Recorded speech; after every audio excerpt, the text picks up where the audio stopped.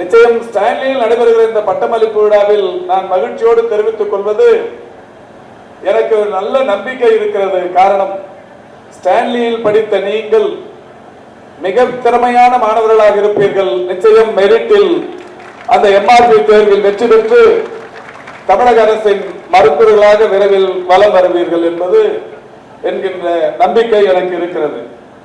காரணம், இந்த மருத்துவக் கல்லூரியை பொறுத்தவரை இதில் உலக புகழ்பெற்ற மருத்துவர்கள் எல்லாம் இந்த மருத்துவக் கல்லூரியில் படித்திருக்கிறார்கள், பயின்றிருக்கிறார்கள், பணியாற்றி இருக்கிறார்கள்.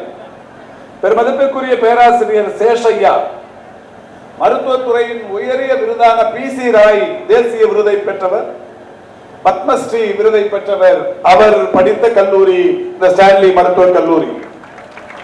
அதேபோல் பத்மஸ்ரீ விருது பெற்ற மருத்துவர் திருவேங்கடம் நடமாடும் மருத்துவ களஞ்சியம் என்று போற்றப்பட்ட அவரும் பயின்ற கல்லூரி இந்த கல்லூரி. ஒட்டுறுப்பு அறுவை சிகிச்சை துறையை ஸ்டான்லியில் தோற்றுவித்து இன்றைக்கு ஒரு உலக புகழ்பெற்ற ஒட்டுறுப்பு சிகிச்சை மையமாக ஸ்டான்லியை உருவாக்கி காட்டிய மருத்துவர் வெங்கடசாமி அவரும் இந்த கல்லூரியின் பழைய மாணவர். இந்தியாவின் முதல் கல்லீரல் அறுவை சிகிச்சை செய்தவர் என்று ஏற்கனவே சொன்னேன். அவர் மருத்துவர் RP சண்முகம். அதேபோல் கல்லீரல் அறுவை சிகிச்சை நிபுணர் கின்னஸ் சாதனை புகழ் பெருமதிப்புக்குரிய டாக்டர் ரேலா அவரும் இந்த கல்லூரியின் பழைய மாணவர். அறுவை சிகிச்சை நிபுணர் அகமது அலி, பத்மபூஷன் விருது பெற்ற இருதய சிகிச்சை நிபுணர் பிரதாப் சந்திர ரெட்டி, கண் மருத்துவர் கோவிந்தப்பா வெங்கடசாமி, மருத்துவம் மற்றும் இன்றைக்கு மத்திய அமைச்சராகவே இருக்கிற ஜிதேந்திரா சிங், அதேபோல் பத்ம விபூஷன் விருது பெற்ற இதய சிகிச்சை நிபுணர் BM ஹெக்டே, மருத்துவர் மற்றும் திரைப்பட நடிகர் மாத்ருபூதம், பத்மபூஷன் விருது பெற்ற இந்திய அமெரிக்க நரம்பியல் மருத்துவர் VS ராமச்சந்திரன் போன்றவர்கள் இந்த மருத்துவக் கல்லூரியின் அடையாளங்களாக இருந்து கொண்டிருக்கிறார்கள். நான் படித்த இத்தனை பெயர்களும் நாளை இன்னொரு 6-7 வருடம் கழித்து அல்லது 10 வருடம் கழித்து யாராவது சிறப்பு விருந்தினராக இந்த பட்டமளிப்பு விழாவில் பங்கேற்று பேசுகிற போது இந்த 245 பேரில் ஒரு 10-15 பேர் இது போன்ற பெயர்கள் படிக்கிற நிலைக்கு நீங்கள் வர வேண்டும் என்பதுதான் இந்த நிகழ்ச்சியில் எங்களுக்கு இருக்கிற ஆசை. நிச்சயம் அது கிடைக்கும் என்கின்ற நம்பிக்கையும் எனக்கு இருக்கிறது. காரணம், மிக சிறந்த மருத்துவமனை, மிக சிறந்த மருத்துவக் கல்லூரி, இந்தியாவில் வேறு எந்த மருத்துவமனையிலும் இல்லாத அளவுக்கான பல்வேறு வசதிகள். நானும் கூட இந்த நிகழ்ச்சி 10 மணிக்கு என்று கல்லூரி முதல்வர் அழைத்தார். சரியாக 10 மணிக்கு நம்முடைய துணைவேந்தரும் வந்துவிட்டார், DMEயும் வந்துவிட்டார், 2 சட்டமன்ற உறுப்பினர்களும் வந்துவிட்டார்கள், நானும் கூட வந்துவிட்டேன். ஆனால் இங்கே வரும்போது 10:45 ஆகிவிட்டது.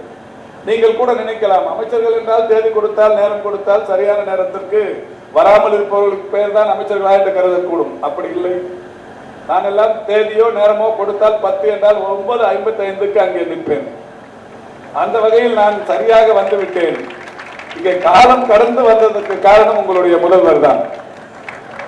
அவர் இந்த கல்லூரியில் தற்போது உங்களுடைய வகுப்பறைகள், மேம்படுத்தப்பட்ட வகுப்பறைகளை ஒன்று காட்டினார். சரி, பக்கத்தில் இருக்கிற இன்னொரு வகுப்பறையும் காட்டினார். அது முடித்து ஒரு லைப்ரரி, நூலகம், அதை காட்டினார். லைப்ரரி அதை காட்டினார். படிக்கும் இடம், ரீடிங் ரூம் அதை காட்டினார். புதிதாக மாணவர்கள் உட்கார்ந்து உணவருந்தும் இடம் அதை காட்டினார். இப்படி இந்த மருத்துவமனையில் என்ன புதிய கட்டமைப்புகள் மேம்படுத்தப்பட்டுக் கொண்டிருக்கிறதோ அவற்றை எல்லாவற்றையும் சுத்தி காட்டிவிட்டு கடைசியாக இங்கே அழைத்து வந்திருக்கிறார்.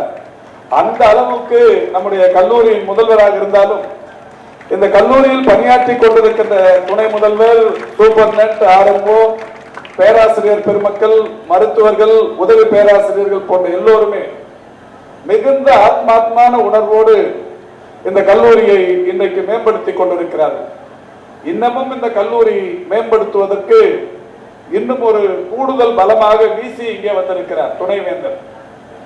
துணைவேந்தர் MGR யூனிவர்சிட்டியின் துணைவேந்தர் இங்கே வந்திருப்பதற்கான காரணமே, அவர் வரும்போது என்னிடத்தில் சொன்னார், நான் MMCயில் படித்தாலும் இங்கே லைப்ரரியில் படிப்பதற்கு ஸ்டான்லிக்குத்தான் வருவேன். அந்த அளவுக்கு லைப்ரரியில் ஏராளமான புத்தகங்கள் இருக்கிறது, நல்ல தகவல்கள் இருக்கிறது என்று சொன்னார்.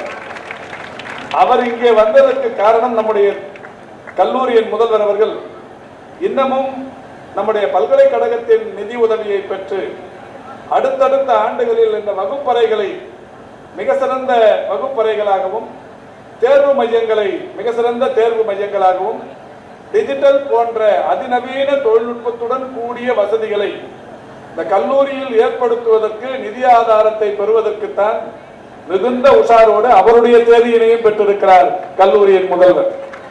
எனவே நிச்சயம் இந்த நிதிநிலை அறிக்கைக்கு பிறகு இந்த 20ஆம் தேதி நிதிநிலை மானிய கோரிக்கைகள் நடக்கும். அதில் நீங்கள் எதிர்பார்ப்பதை போலவே மருத்துவ கல்லூரிகளின் மேம்பாட்டிற்கு எம்ஜிஆர் பல்கலைக்கழகம் துணை நிற்கும் என்று நான் நம்புகிறேன். அந்த அளவுக்கு அவரும் வருகை தந்து இந்த நிகழ்ச்சியில் உங்களுக்கு சிறப்பித்துக் கொண்டிருக்கிறார். இந்த ஸ்டான்லியன் ஸ்பிரிட் எத்தனை மாணவர்களுக்கு எல்லோருக்குமே உங்களுக்கு தெரிந்திருக்கும். நீங்கள் கல்லூரியில் சேருகிற போதே அதை எல்லோருமே சொல்லியிருப்பார்கள். ஆனால் உங்களுடைய பெற்றோர்களுக்கு அது தெரிந்திருக்குமா என்பது சந்தேகம்.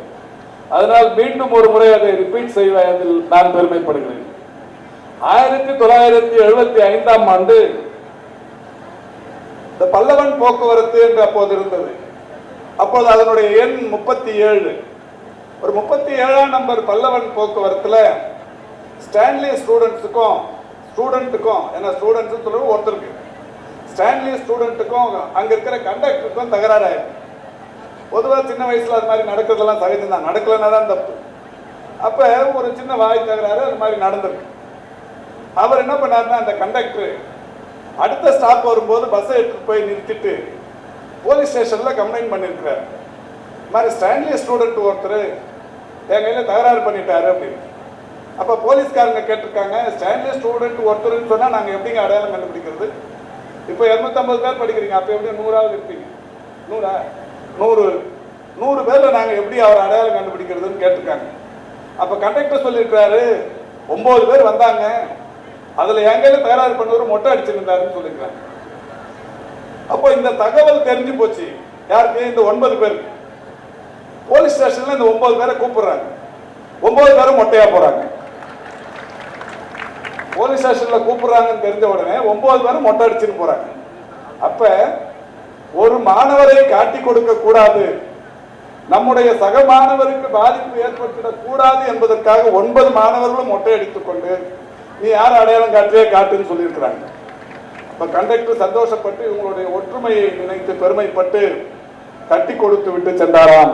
அதுதான் இந்த ஸ்டான்லியன் ஸ்பிரிட் சொல்லுவாங்க.